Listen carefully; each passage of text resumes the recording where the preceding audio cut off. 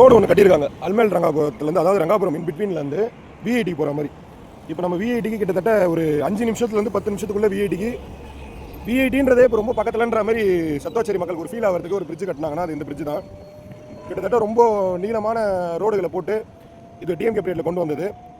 நிறைய பேர் வந்து என்னோட வீடியோஸ்லாம் பார்க்கும்போது என்ன ஒரு 1.5 மாதத்துலேயே நிறைய குறைகள் சொல்லிட்டு வர்றாரு. இந்த குறைகள் எல்லாம் நீங்கள் மாற்றிக்கிட்டீங்கன்னா அது உங்களோட வளர்ச்சிக்கு தானே நல்லா இருக்கும்ன்றத ஒரு செகண்டாக யோசிச்சு பாருங்க. அந்த குறைகளை நீங்கள் மாற்றிக்கிட்டே போயிட்டே இருந்தீங்கன்னா பரவாயில்ல, அவங்களால செய்ய முடியுது எல்லாமே நீங்கள் செய்கிறீங்க அப்படின்றது தானே மாற்றம். கேள்வி கேட்கறதே வந்து ஒரு குற்றம் நினைக்கிறது பேர் மாற்றமா, இல்லை கேள்வி கேட்கறது தப்புன்னு சொல்கிறது பேர் மாற்றமா?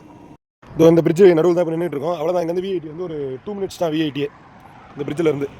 இதில் என்னென்னா நிறைய பேர் வந்து நம்ம சோஷியல் இன்ஸ்டாகிராம் இன்ஃப்ளூயன்சர்ஸ் எல்லாருமே நியாயம் பேசுகிறோம். மணல் எடுக்கிறாங்க, கனிம வளத்தை வந்து திருடுகிறார்கள். ஆனால் எத்தனை பேர் இனி மாடி அதாவது அடுக்குமாடி வீட்லையும் லக்ஸுரி பங்களாலையும் வாழ்ந்துட்டு இனி எத்தனை பேர் தான் வீடியோ போட்டுக்கிட்டு இருக்கோம். ஆனால் வெளியே வந்து பொதுநலமாக பேசுகிறோம்.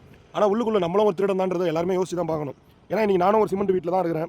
என் வீட்லேயும் வந்து ஆற்று மணல் இது பண்ணி தான் கட்டினாங்க அந்த காலத்தில்.